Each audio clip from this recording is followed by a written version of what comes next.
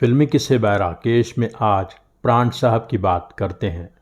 12 फरवरी 1920 को दिल्ली के बल्ली मारा किशनगढ़ के इलाके में प्राण का जन्म हुआ। प्राण कृष्ण सिकंद पढ़ाई में बहुत अच्छे थे, लेकिन वो एक प्रोफेशनल फोटोग्राफर बनना चाहते थे। लिहाजा मैट्रिक के बाद उन्होंने दिल्ली में ही ए दास एंड कंपनी से काम सीखना शुरू कर दिया। इसी सिलसिले में वो शिमला गए, जहां उन्होंने एक रामलीला में भी काम किया, जिसमें राम बने थे एक्टर मदनपुरी और सीता बने थे प्राण। फोटोग्राफी के और ज़्यादा गुर सीखने के लिए वो शिमला से लाहौर चले गए। लाहौर बहुत संपन्न शहर था और अपना करियर बनाने के लिए वहाँ कई ऑप्शंस थे। सबसे बड़ी बात वहाँ फिल्म इंडस्ट्री थी। प्राण ने 200 रुपये महीना पर एक स्टूडियो में फोटोग्राफी का काम करना शुरू कर दिया। उन्हें पान खाने का बहुत शौक था।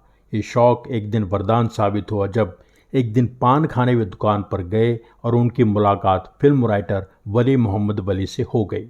वली ने उन्हें फिल्म में काम करने के लिए कहा। प्राण तैयार हो गए। फिल्म का नाम था यमला जट।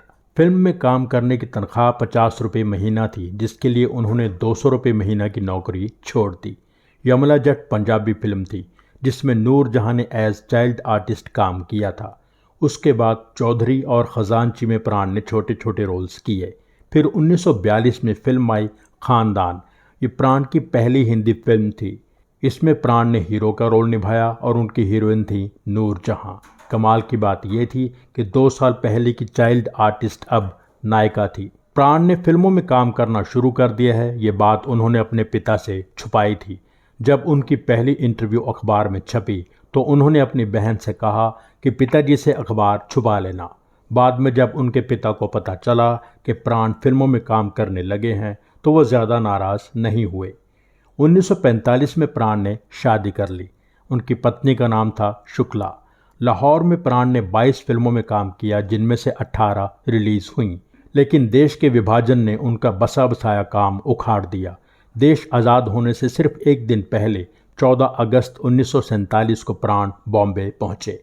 15 अगस्त को लोग भारत की आज़ादी का जश्न मना रहे थे, लेकिन प्राण समझ नहीं पा रहे थे कि वो इस जश्न की खुशी मनाएं या अपना बसा बसाया घर उजड़ने का गम। इतना ज़रूर था कि वह फिल्म नगरी में ही अपनी किस्मत आजमाने की सोच रहे थे। कोई नौकरी करने का तो सवाल ही नहीं था।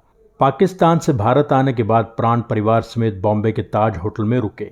लाहौर में जिस शान व शौकत से वो ज़िंदगी गुजारते थे, उसी शान व शौकत से उन्होंने होटल में रहना शुरू कर दिया।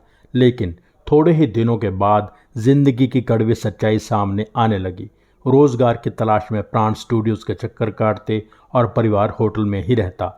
धीरे धीरे पैसे कम होने लगे और होटलों का स्तर भी नीचे आने लगा। कई होटल बदलने के बाद प्राण परिवार समेत एक गेस्ट हाउस में रहने लगे। लगभग 8 महीने के बाद सादत हसन मंटो और एक्टर शाम की मदद से प्राण को बॉम्बे में पहला ब्रेक मिला। फिल्म थी जिद्दी, जहां से उनका करियर चल निकला। बहुत कम समय में प्राण बहुत पॉपुलर और महंगे एक्टर बन गए थे।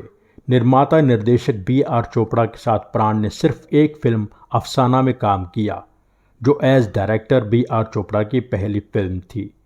B.R. चोपड़ा, शक्ति सामंत, ए भीम सिंह, नासिर हुसैन, भप्पी सोनी, ये सब मेकर्स बाद में प्राण को अफोर्ड नहीं कर पाए।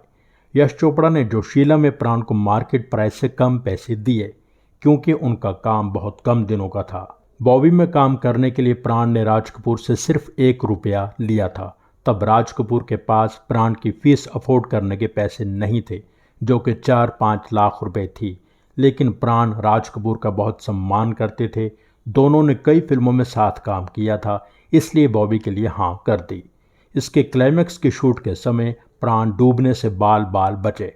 60 के दशक के शुरू में एक पार्टी में कुछ लोग वहीदा रहमान के साथ बदतमीजी करने की कोशिश कर रहे थे, तो उन्हें प्राण ने डराकर भगाया। फिर वही दिल लाया हूँ की शूटिंग पर प्राण और जॉय मुखर्जी शूट कर रहे थे, तो क्राउड बहुत शोर मचा रही थी। तब नासिर हुसैन के कहने पर प्राण ने गुस्से में लोगों की भीड़ को चुप करा दिया। इतना असर था उनके निभाए किरदारों का। प्राण जब विलन का किरदार करते करते बोर हो गए, तब मनोज कुमार ने उन्हें अपनी फिल्म उपकार में पॉजिटिव कैरेक्टर दिया।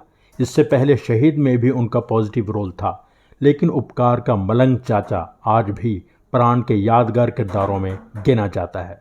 मनोज कुमार ने जब प्राण पर गाना फिल्माने की बात की तो संगीतकार जोड़ी कल्याण जी आनंद जी इस बात से नाराज हो गए कि इतना अच्छा गाना प्राण पर क्यों फिल्माना है। लेकिन जब फिल्म रिलीज हुई तो कल्याण जी आनंद जी के विचार बदल गए।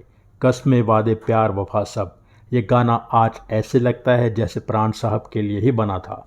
प्राण साहब अपने किरदार को इंटरेस्टिंग बनाने के लिए वेरिएशंस करते रहते थे, कभी डायलॉग बोलने के अंदाज में, कभी सिगरेट पीने के अंदाज में, कभी बॉडी लैंग्वेज में।